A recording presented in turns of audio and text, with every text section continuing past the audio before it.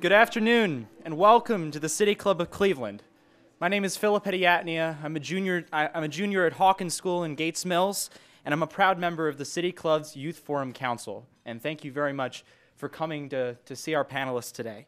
Now, our goal of the Youth Forum Council is really identical to that of the City Club. It's to host conversations, debates, and discussions that empower us to engage in further understanding of the world around us and the people who comprise it.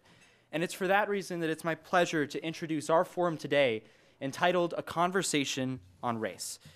Poet Langston Hughes wrote in his piece, Democracy, that freedom is a strong seed planted in a great need. I live here too, I want freedom just as you.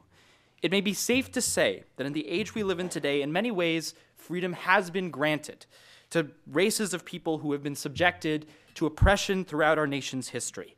But there's a difference between, in some cases, freedom and liberty. Freedom being a state of being, that of being able to make decisions without external control, perhaps guaranteed by a government, while liberty can be something totally different altogether. It regards the freedom granted by society and the world around us. And in light of the recent deaths of Michael Brown, Eric Garner, and Tamir Rice, many questions have emerged. Even as we've come far, how far have we actually come? And even as many blatantly racist laws have been erased from the books since the rise of the civil rights movement, what liberties are afforded to those of racial minorities within our community and within our country? Now, with today's discussion, we seek to answer those questions as well as many more and develop a clear picture of race in America. Joining us for our conversation today is Shakyra Diaz, Policy Manager for the Ohio chapter of the American Civil Liberties Union. As policy manager, she's worked on policy campaigns regarding political activism, reproductive health care access for Latinas, and gang initiatives. Andres Gonzalez is the Chief of Police for the Cuyahoga Metropolitan Housing Authority, and he previously joined us here at the City Club as a panel member at our forum, Turning the Tide on Sexual Assault in October, and we're very glad to have him back. Jonathan C. Gordon is a professor of lawyering skills at Case Western Reserve University, teaching legal analysis and writing to JD students and international law students in Case's LLM program. He was also one of the inaugural mentors in Case's Provost Scholars program, working with youth from East Cleveland, and before joining Case, he was a trial attorney for the U.S. Equal Employment Opportunity Commission, where he handled many cases, including cases involving racial discrimination. And Basheer Jones is a political and community activist, radio host, spoken word poet, writer, and public speaker who hosts a variety of radio shows on radio in the Cleveland area. And during the 2012 presidential campaign, he was also the regional field director for Organizing for America. Now, without further ado, I'll cede the stage to my fellow council member and moderator of today's forum, Anthony Price from Shaw High School. Thank you very much.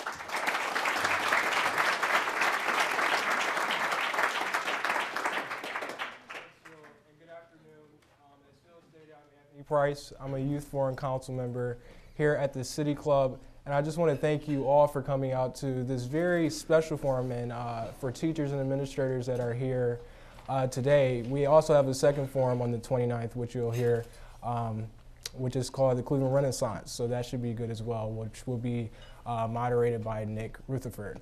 And so I just want to thank all of our panelists. I was talking to them briefly before the forum started, and I just want to thank you guys for taking out of the time to come and talk about this topic. So thank you.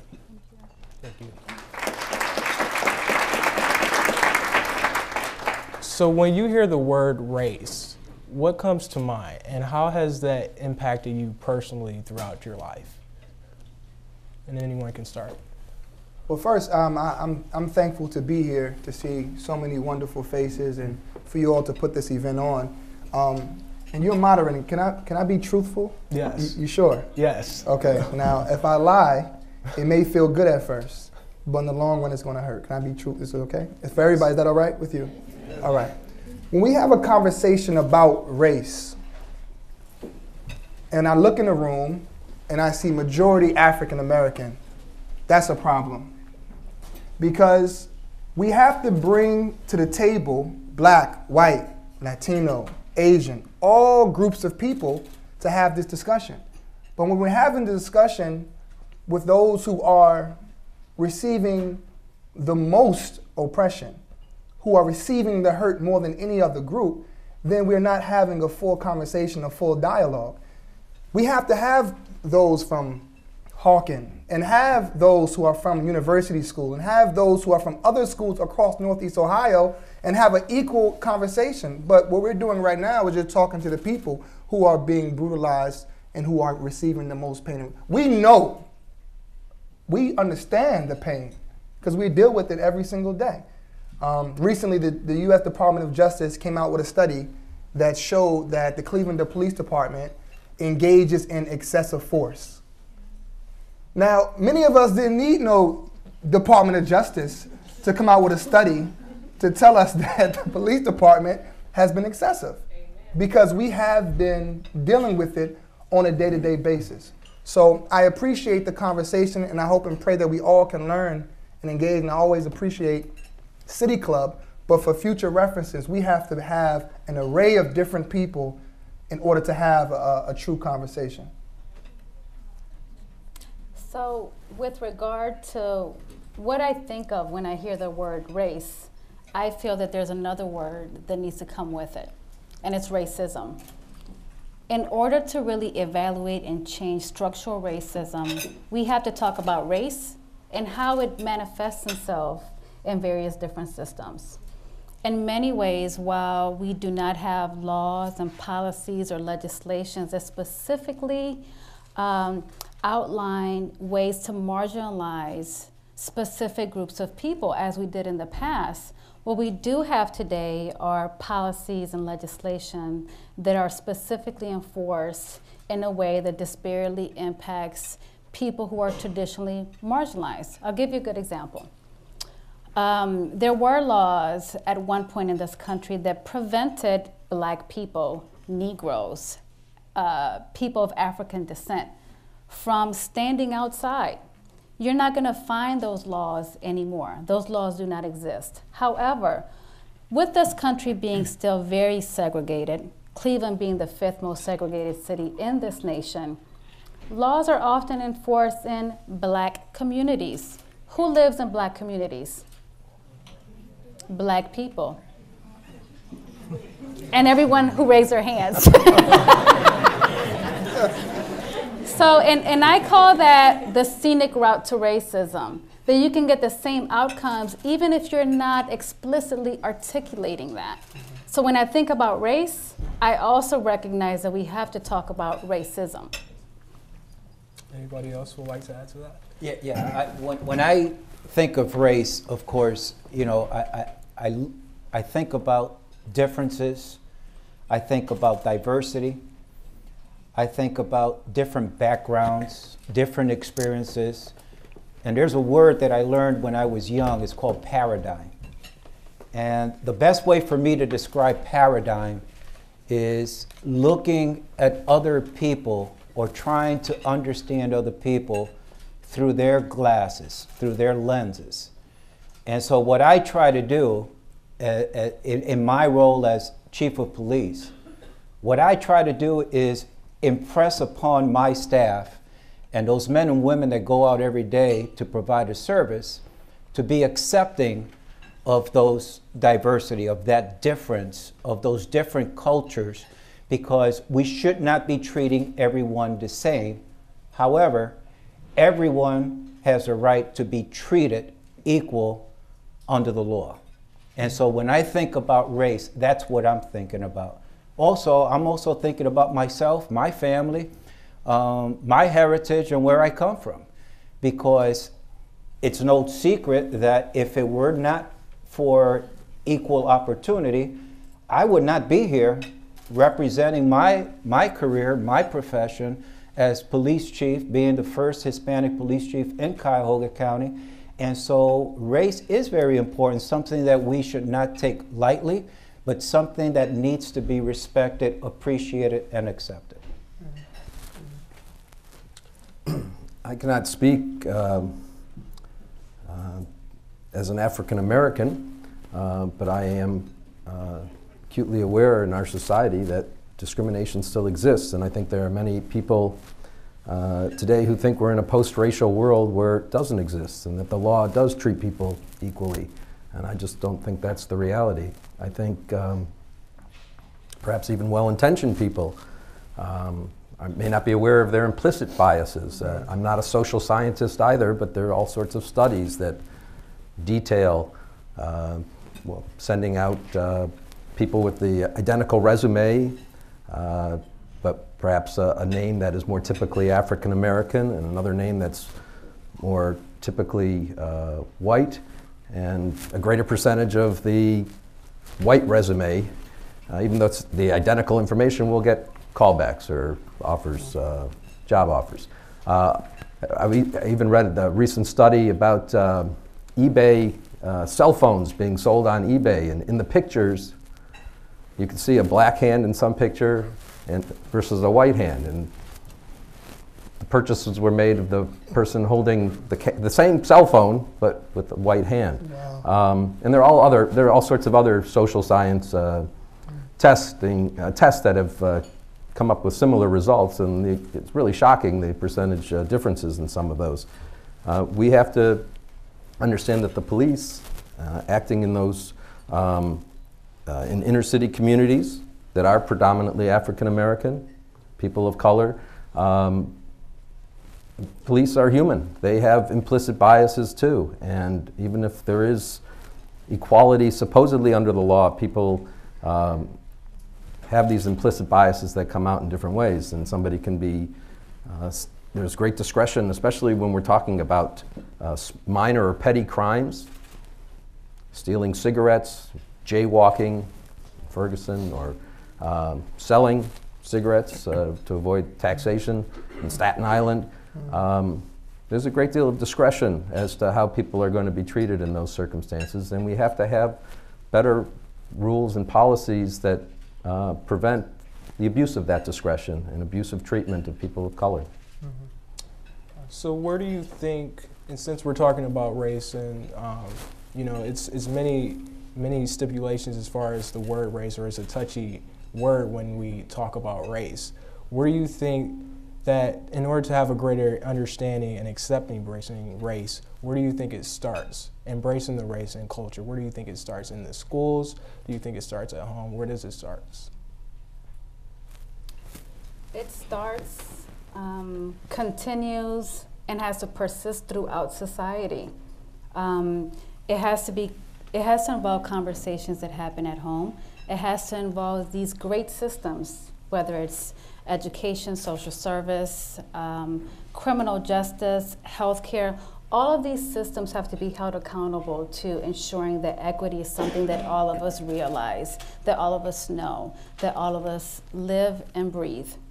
And even to that extent, we have to have some conversations about how we recognize injustice. And I'd like to add the name of Tanisha Anderson to the names that were recently raised of people who had died at the hands of police. So we mentioned Tamir Rice, we mentioned Eric Gardner, we mentioned Michael Brown, but we also have to uplift the names of women who have experienced, women and girls, who have experienced disproportionate abuse or have died at the hands of police and have experienced injustice. So it's a conversation that has to happen every day in every setting in order for us to move past our past as a country and our present.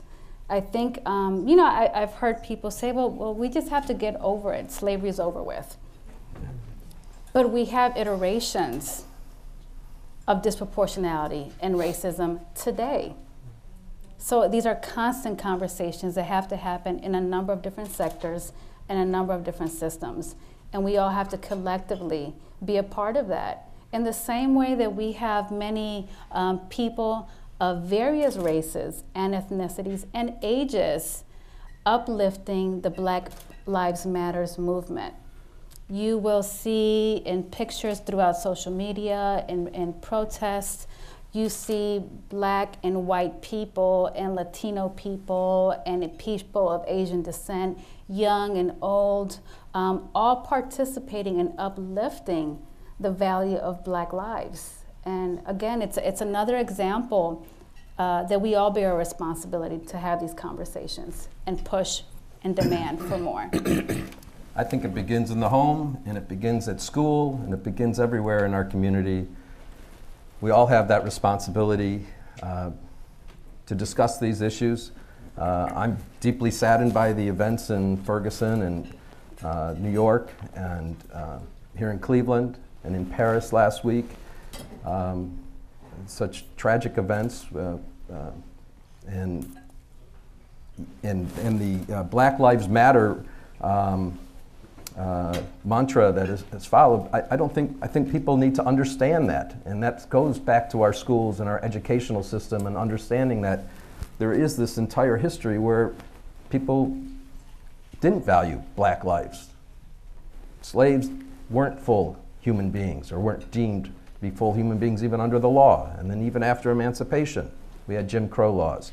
Today, Michelle Alexander's written about the new Jim Crow. We have mass incarceration with very disproportionate numbers of African American men in our prison system. Mass incarceration, the numbers are staggering in the sense that I think there are more men who are subject to our prison system or on parole or on probation, being in the criminal justice system, not necessarily all in prison. Those numbers are greater than the number of slaves prior to emancipation.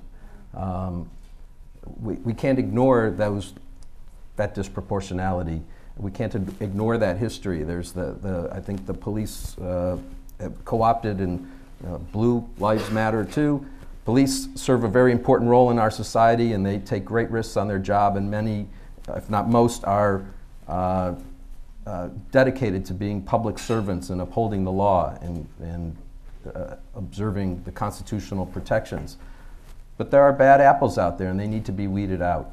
And we need to understand that it's through education, Anthony, to answer your question, I think that we will, I hope, be able to address these problems. There are programs like Facing History that I think some of the students here are part of, and I think serve that purpose. I know I see people from Shakyra Heights High School, where the student group on race relations has been serving the community for a quarter of a century and doing wonderful work, I think, to fight intolerance and hatred. And I think that's really where it starts before we can expect the criminal justice system just to change on its own. All right, so there's two sides of it real quick.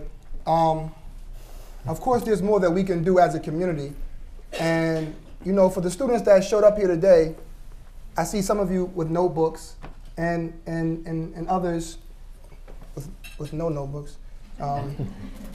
Like, anytime that you come to events like this, you should come prepared to write down things, because there's no way possible that you're going to remember everything. For the adults that are here, anytime that you go to events like this, make your students bring their weaponry. It's an African proverb that says that do not build your shield on the battlefield. So you have to come to these type of places. You're going to meet different people, get cards, contact, network. That's how you're going to be successful. So of course we know that there is a sense of hatred that exists in the world, but the real question is, how do you feel about you? How do you feel about you? Do you love yourself? When you look in the mirror, do you see a beautiful person, or do you see a hateful person? So there's a community responsibility that we have. But on the flip side of it, the media plays a strong part in the perception of how we are viewed. For example, everyone heard about France, and we are very sad about what happened in France, very sad. But who's talking about Nigeria and what happened in Nigeria, or what's going on in places like Somalia and West Africa and East Africa for a long time? You know, when I was driving here, I was driving through Little Italy, you know? Anybody familiar with Little Italy? Mm-hmm. And it's a beautiful place, you know? And I'm like, wow, look at the history that is here. And no one feels offended when you hear Little Italy. You say, wow, this is a very beautiful place. When you're going through a Jewish neighborhood, you don't feel offended when you go to the Maltz Museum. You say, this is a very beautiful place that is talking about the history of Jewish people. You don't feel offended by it. You don't feel offended when you go to Chinatown and see the history of Chinatown. But why is it that you would feel offended, or people feel offended, if we were to call our community Little Africa? Why would that be offensive? Matter of fact, even more importantly, why is it that even some who are African Americans will be even offended to call it Little Africa? And some of you get offended when somebody say, oh wow, you look like an African. Why would you be offended by that? But some of the most beautiful people come from that place. some of the greatest civilizations. Why? Because media portrays Africa as a place that is extremely impoverished. Anytime you see Africans, you see this skinny Somalian, you know what I mean? This skinny Nigerian, or Nigerians are all crooks, or this is all that. So you don't even want to view yourself in that light. So there's a sense of self-hatred that the media plays a part in. We had an event, Chief, you was there, when we had, there was a media panel, all of the media people here in Cleveland. And the majority of stories that come out in the media about African Americans are not positive. I appreciate C-SPAN being here, but why isn't Channel 3 here? Why isn't Channel 5 here? Why is it at positive events that you come to and you don't cause no problems, no one shows up, but let the twerk something to happen, all the media is there depicting, you know what I'm talking about, all right? Why is all the media there? So you have to understand that the media plays a part in it as well. So why is it that people feel offended? And I was in Australia, and we are very color conscious here in America. You know, I was in Australia and a young lady was talking to me and she said, why is everything so black and white with you guys? Everything is so black and white here in America. But at the same time, she said, can you tell me about hip-hop, Atlanta hip-hop wives? You know what I'm saying? You know what I'm saying? So the media sends this perception of who we are, and some people play in that perception, but the majority don't. Majority don't. And what happens is, before you even get a chance to open your mouth, people already have a perception of who they think you are. So before you open your mouth, young ladies, it's already like, oh, she got an attitude problem. As soon as you walk in, you know what I mean? As soon as if we were to right now pass around a survey of how you feel about Iranians or North Koreans or Iraqis or Afghanistan or Afghans, if you were to put out a survey, many of us would say very negative things about them, and you may not even know them. No, you may not have ever even met somebody like that, but yet and still you already have a perception of who you think they are. Yeah. So what I want to say to us is that there is a community responsibility, and every person in here must speak to their children and say and talk about humanity. Right. That we all deserve to be treated fairly. Why are you mad at me because I am saying that I deserve justice? Why are you upset that I'm marching for justice? Why does that offend you so much?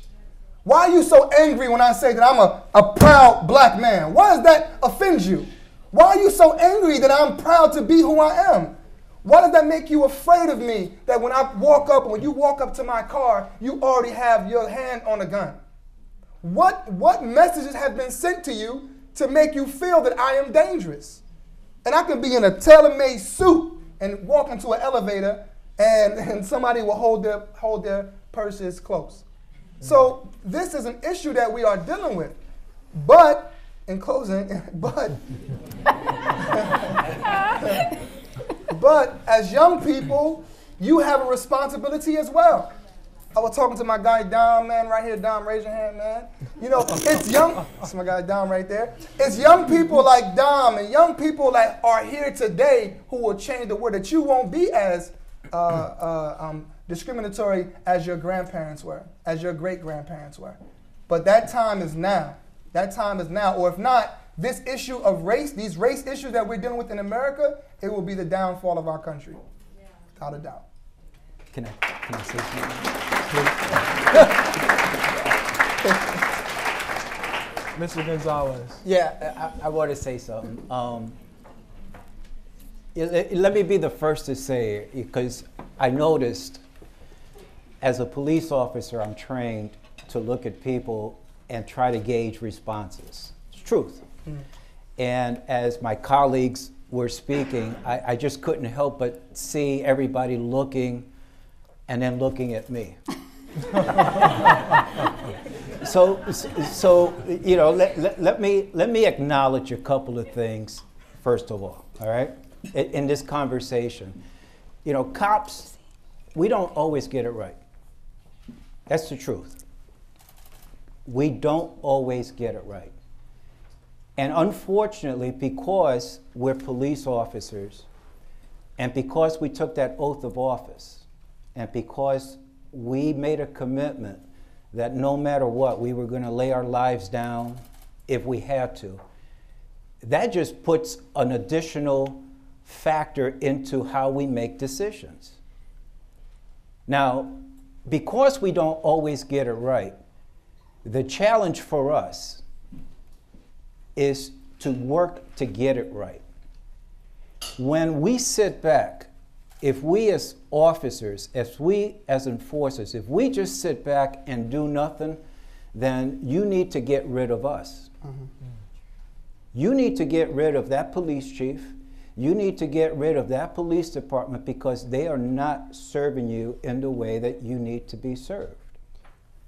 The truth is this, folks, a police department is only as strong as the community allows it to be.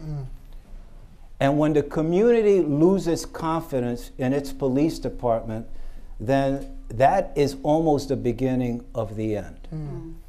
I would say to you, all the young people in this room, you know, we asked about where does this start? Does it start in the family? Does it start at home, in the community? I would say that it starts with you. I'm not going to be a police chief forever. Someone has to step up and step into my role. Someone has to be a police officer in the future. Someone has to be an attorney, a judge, and all those professions that you hear about. The issue is getting to a point where you're going to start making a contribution, a positive contribution, regardless of your background, regardless of your race, regardless of what you believe in. At the end of the day, are you making a positive contribution to your community, to your school, to your family, and to your total environment? So for me, it's about you. It's about what commitment, what decisions are each of you going to make that is going to lend yourself to be a productive citizen in the future and eventually a more productive community. Thank you for listening. I just want to add that Yes, Mr. Jones. after Chief Gonzalez and Mr. Jones, I just want to echo the sentiment that you guys will make all the difference. I am saddened by those events, recent events, these tragedies, but I'm also extremely hopeful because you guys are here and you care.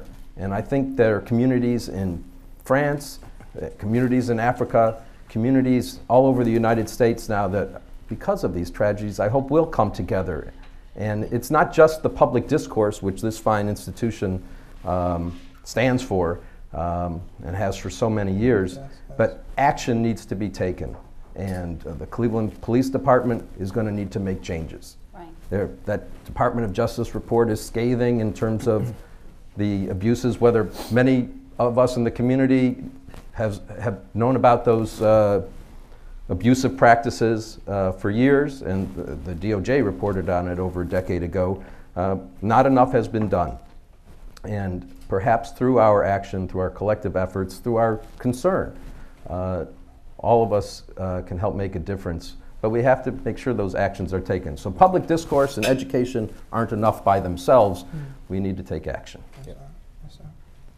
So we're in a room full of teens, and it may be a few leaders, or maybe we're all leaders in a way, but some don't have, you know, that particular push to do something in their community. So what can we as teens, or young leaders, or game changers, however you want to call it, what can we do as teens to ensure justice in our communities? Well, First, I'd want to start answering that question by asking all of you a question.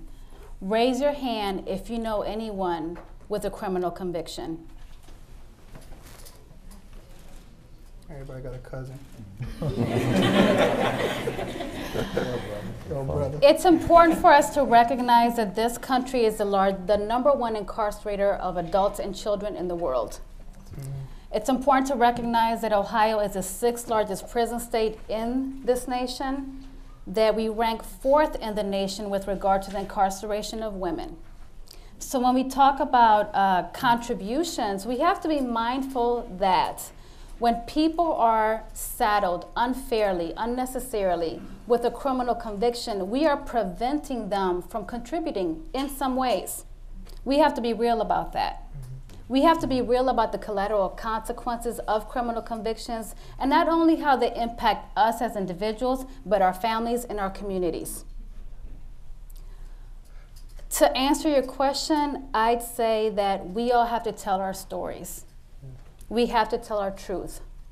Whether you have been treated unfairly, whether you have witnessed someone else being treated unfairly, you have to speak to that. Because there is value in validating experiences. There is value in demanding that our systems change. Anthony, you and I were having a conversation before the program began, and I shared with you that I worked with a student once, and I asked her what her perceptions were of the Cuyahoga County Juvenile Detention Center. And her response to me was, "I wish my school looks that nice." Mm-hmm. The fact is that we get our return on investment. And this country has prioritized investing in the incarceration of people, which is why we are the #1 incarcerator of all people in the world. Now, if we invested in education and valued it the way that we value incarceration, things would be very different.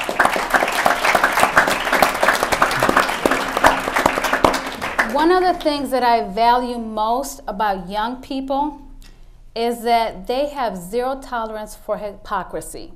And because I am here, I'm using that word instead of another word that I would normally use. But young people have zero tolerance for that. Young people will not accept rhetoric if it's not followed with action. Don't talk about it, be about it. And the fact is that many adults and many systems are talking about this beautiful equity that we all have to work towards. But the truth is that policies are not made in that way. Budgets are not allocated that way. And we have to call it out. Basheer, you and I were at a program a few years ago, and a young man from Martin Luther King High School said that his biology project consisted of dissecting a cookie. I will never forget that. I will never forget how that child was violated. He was prevented in many ways from pursuing a career in medicine. You know why? Because he was not properly educated.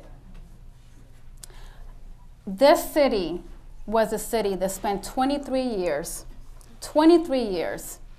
testing crack pipes to charge people in the city of Cleveland with felony cocaine possession instead of misdemeanor possession of paraphernalia. 23 years. Approximately 35,000 African Americans have a felony conviction that they should not have, because Cleveland was the only city in the entire state of Ohio that had that policy. Some of those people went to prison. They cannot get any federal financial aid to go to college. You know what Cleveland did not test? Rape kits. The city of Cleveland did not test rape kits dating back to 1950. So it's all about priorities. When we evaluate the priority that we've given to the war on drugs over other more important issues, we have to really look at ourselves. We have to look at ourselves, the choices that have been made in our name. The truth is that we all pay taxes, whether we make a little bit of money or a lot of money. We all pay taxes. This is our system. We have to take control of it. And I ask all of you to take control of it, because 10, 20 years from now, your children and grandchildren will look to you and ask you, what did you do for me to save me? We have to demand better. We cannot allow these choices that are made in our name to continue to drive wedges and to give us a distinction that we should not have. The land of the free cannot be the land of the lockdown.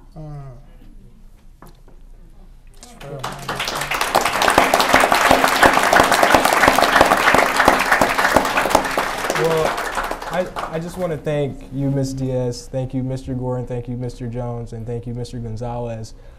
This will conclude our moderated portion of the forum, and I will lead it over to Kenya for mid-forum announcements. Okay. Hello, everyone. My name is Kenya Hale. I attend Solon High School and am a member of the City Club of Cleveland Youth Council Forum. Today, we are enjoying a panel discussion on racism in America today, featuring Andreas Gonzalez, Shakyra Diaz, Jonathan Gordon, and Basheer Jones. Lately, as I'm sure you guys know, racism in America has been sparking a lot of conversation and controversy across the country. I believe it is our duty to stay informed on such a controversial topic. Not only is it a great conversation starter, it is very important for the future of our country as a whole. Our moderator today is another Youth Forum Council member, Anthony Price of Shaw High School. Please formulate questions for our panelists now, and I remind you that your questions should be brief and to the point. On Thursday, January 29th, the City Club Youth Forum Council will host a panel discussion titled The Cleveland Renaissance, featuring Alonzo Mitchell, Marianne Crosley, and Tom Heinen. For more information about our upcoming and past forums, please visit us online at cityclub.org. Now we would like to return to our speakers for our traditional City Club question and answer period. We welcome questions from everyone. Holding the microphones today are Dom Z and Talia M. First question, please. I'll ask the first question. Even though I've been asking questions the whole time. But personally, what do you think to what extent does reverse racism exist? And is reverse racism an issue? And anyone can answer that on it. Yeah, I hear people talking about that. And I don't think there's a such thing as reverse racism. I don't think that black people or brown people have the power to be racist, in a sense. What I mean by that is that if you slap me, and I'm upset that you slapped me, and I slap you back, and I'm not encouraging anybody to slap anybody, but if I am reacting to what you have done to me, that is exactly what's going on here.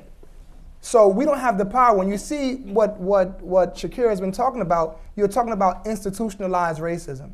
You're talking about the power to create and enact laws. You're talking about the power to stop a person from doing something or allowing them to do it. Now, there is discrimination across the entire globe. You know, look at what's happening in Nigeria right now in this moment. Look at what's happening in places in Europe and in parts of Asia and so forth and so on. So there are all types of people. It's not just what we see is across the globe is that there is hatred that exists, self-hatred and hatred for other people. And it's not just going on here in America. I mean, and it didn't just start. I know we talk about racism kind of like just starting in the civil rights, but it started with the Native American.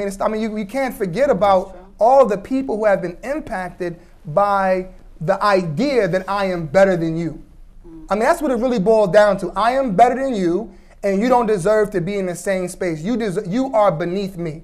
It doesn't happen with just race. It happens with men and women. It happens with religions. It happens with all types of cultures. You can go in places of Africa and Pakistan and others where there are tribal issues. My tribe is better than your tribe. So once we understand it and look at it from a global perspective, we'll be successful. But I just wanted to say something, if you don't mind, particularly when it comes to, and maybe I'm skipping, but I just want to talk about Ferguson for 1 second, if you don't mind.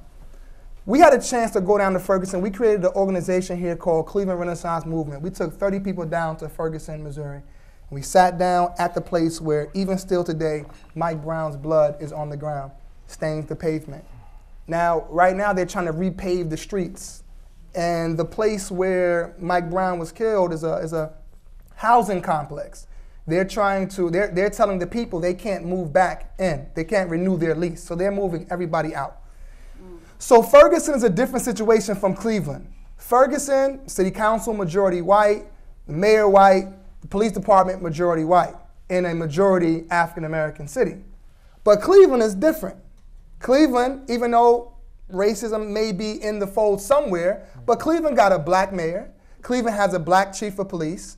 Cleveland has many African-Americans who are city council. So it's not just a situation where it's just a black or white situation here in Cleveland. I would say this to the adults who are here. We must truly look at, Ms. Johnson, you're not going to like this, but I'm going to say it anyway. We must truly look at how the Democrats have been treating African Americans here in this city. We have to bring them to the table, bring different parties to the table, and ask ourselves the question, we're not just a one-night stand.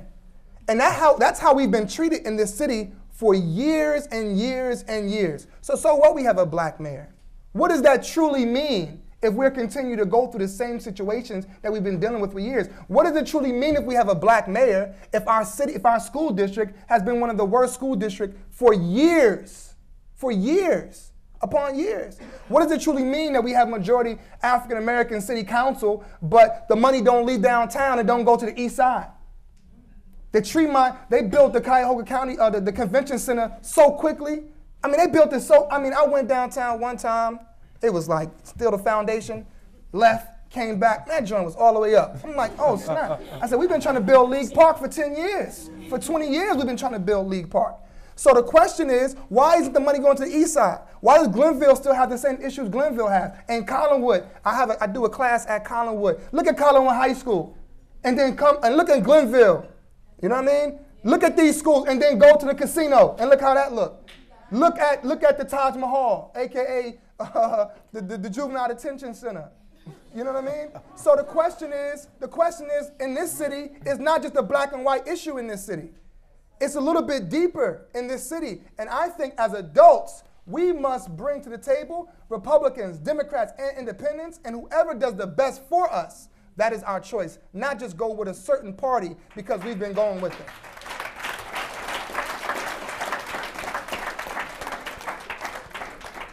Question? Morgan Freeman once did an interview, and one of his questions was, how do we stop racism? And he said, we stop talking about it. Do you think this is rational? If not, how would you have answered the question? Anyone would like to respond? So I'll start. That confused me, so I think it's irrational. What I would say is that we need to spend more time walking in each other's shoes. Basheer mentioned the issue about schools. Before I started doing the work that I do now, I used to work in schools. And I often found it fascinating that we were able to find money for metal detectors, but not toilet paper and soap in the bathroom for students. So, again, it gets to the issue of priorities and how we message to young people about the value of their worth. When you don't allow young people to have access to toilet paper or soap and can't figure out a way to do that, you're telling them you are not worthy. You don't deserve it. So when we treat people like less than human, from the time they are children, that we condition them to walk through metal detectors before they can get their education, we are really conditioning young people for prison. So by the time they get there, they have lost all ownership of their mind and their body. So I think it's important to walk in one another's shoes. If children who are not in schools that have to experience these types of conditions do not know that that's not normal for everybody, they think that everyone has this experience.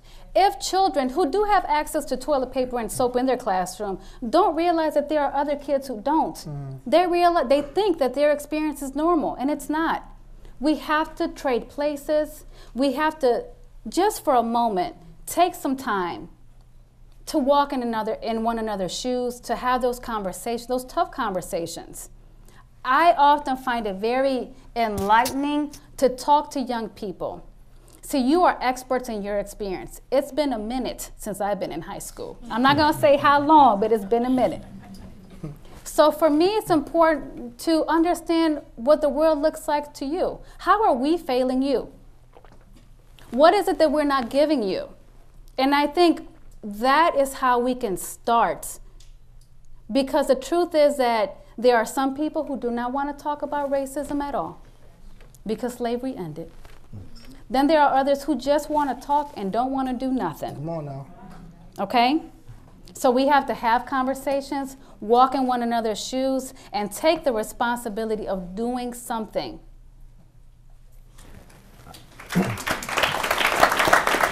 First of all, I recognize that table has Shaw High School students, and welcome. We're glad you're here. And I'm a big fan of Morgan Freeman, but I can't completely agree with him. Maybe he meant you can't just talk about it, but I think that's where we start, and that's what we're doing today, and that's why I said I was hopeful. But we do need to take more action, and on those folks that system is leading them to prison, this mass incarceration, and then they get out of prison and can't get jobs and can't vote in some states.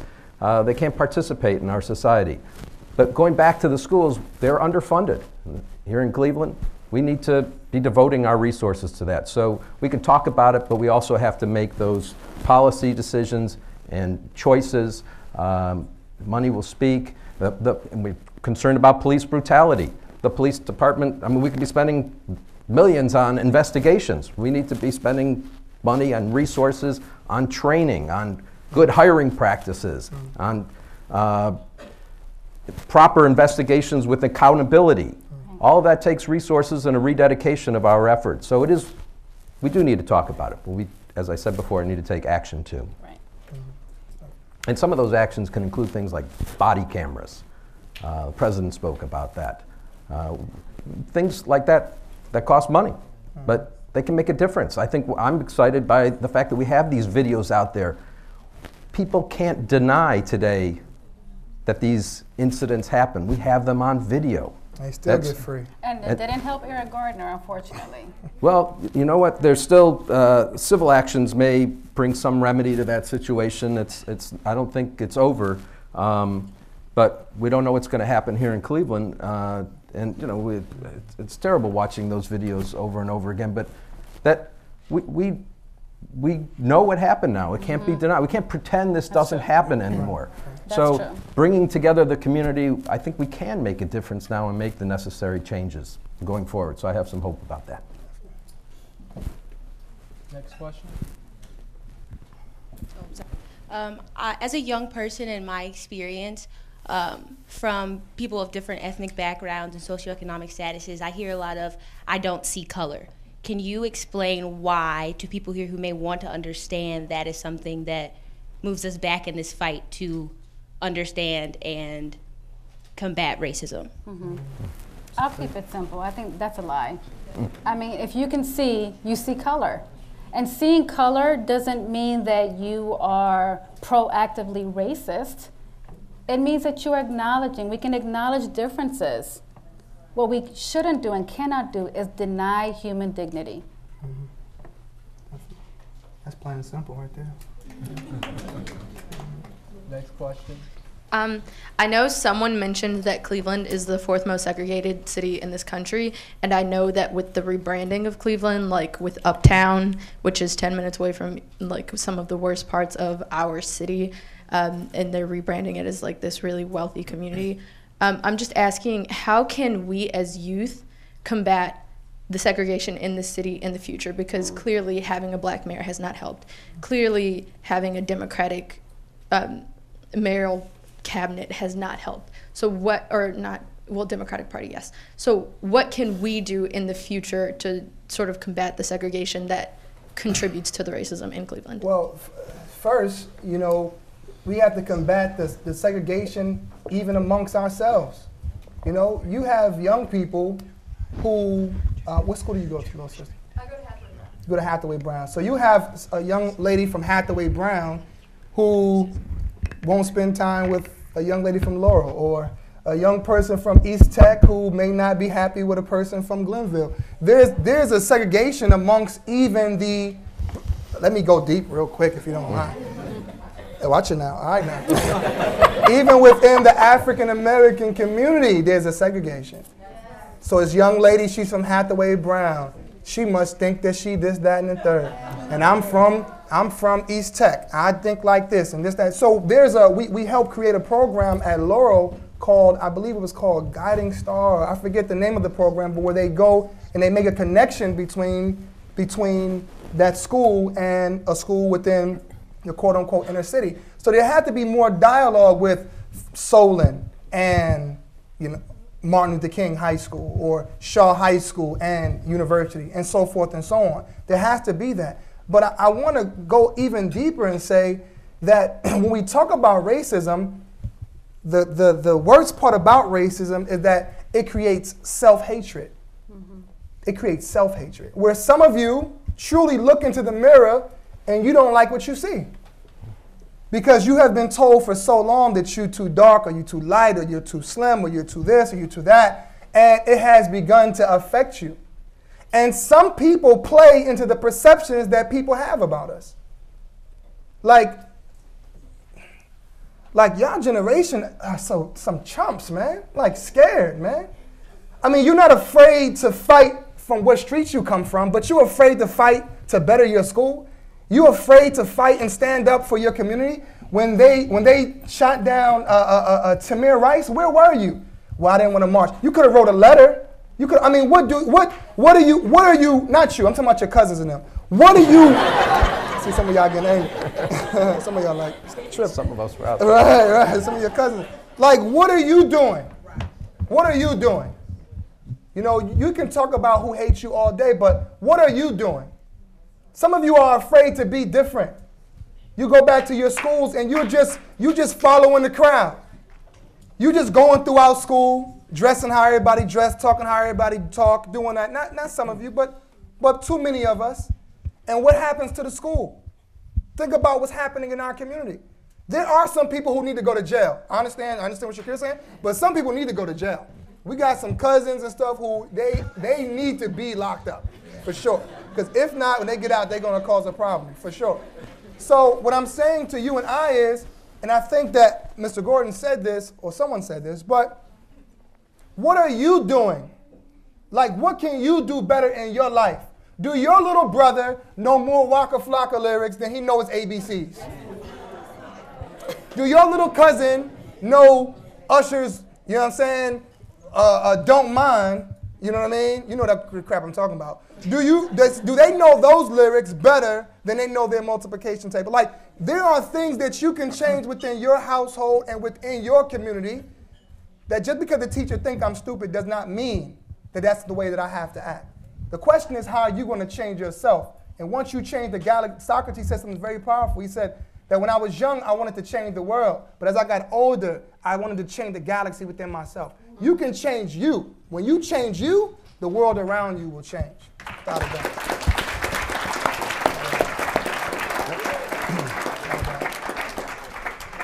Sure. We have time for one more question. Hi, everyone. My name is Danielle. I really have much of a comment. I have a comment, but you can just respond back to it.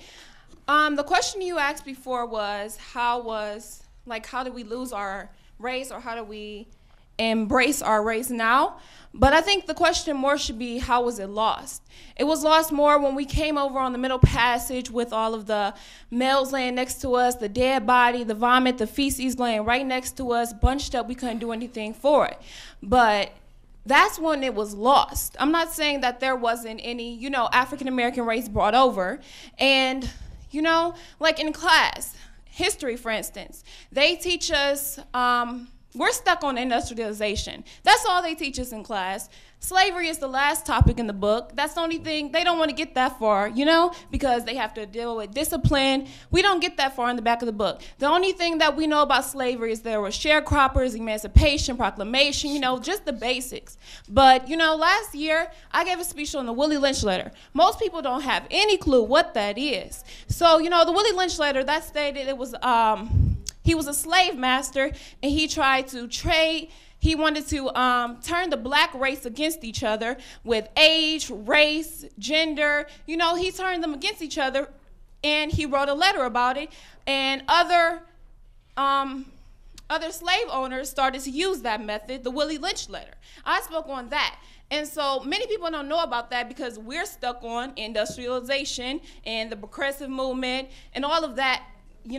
And one comment about what you said, sir, you said that there are some bad apples. Honestly, I think that there aren't any bad apples. The whole system is bad. This whole system is a bad apple There are systemic because problems. yeah, we reflect the system that oppresses us. Thank you. That's powerful.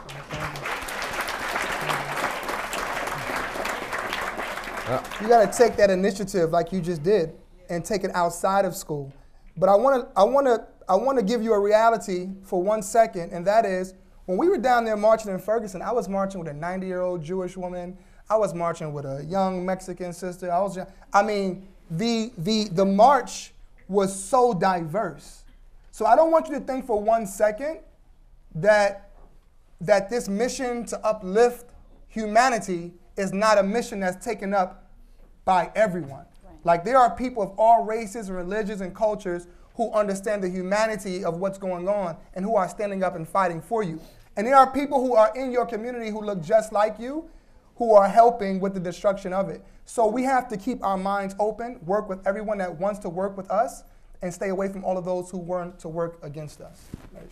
I want to, first of all, agree that we have a systemic problem, at least when we're talking about the Cleveland Police Department, and that Department of Justice report amplifies why that is. But we also need to study history, as you apparently are doing, and we also need to recognize all the progress that has happened since slavery. We have a long way to go to recognize, well, let me ask you all, do you know what happened on January 15th, 1929? Martin Luther King's birthday, and we should acknowledge that because his actual birthday is tomorrow, and I'm honored to be here celebrating that birthday as well. But I hope you're studying the civil rights movement. That was 50 years ago, and my students think that that was ancient history, like slavery and the Civil War, but it wasn't. That was my lifetime. I grew up during that period. I remember April 4th, 1968, too, when he was killed. But it's been 50 years since, over 50 years now, since the Civil Rights Act of 1964 and the Voting Rights Act of 1965. We have come a long way. We still have a long way to go. Do people see color or claim that they don't see color anymore? That's ridiculous. We all see differences. But we need to embrace our differences, whether we're able-bodied, whether we are LGBTQ members of the community, whether we are different religions, ethnicities, as well as race. I go back to what I said before about Black Lives Matter. People are offended by that movement as though, does that mean other lives don't matter? Of course not. All lives matter. All lives should matter.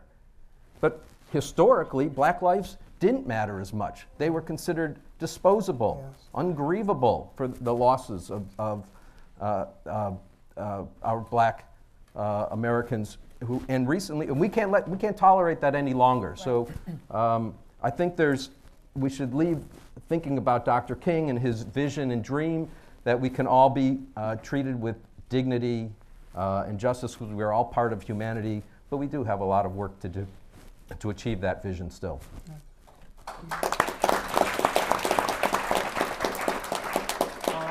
And now I'll lead it over to Autumn Faith for closing of the forum. Today at the City Club, we have been participating in an intense and enlightening discussion. Thank you to Shakyra Diaz, Chief Gonzalez, Jonathan Gordon, and Basheer Jones. And thank you, ladies and gentlemen, for coming to this forum, and I hope that you guys learned a lot about your roles in this community. And this forum is now adjourned.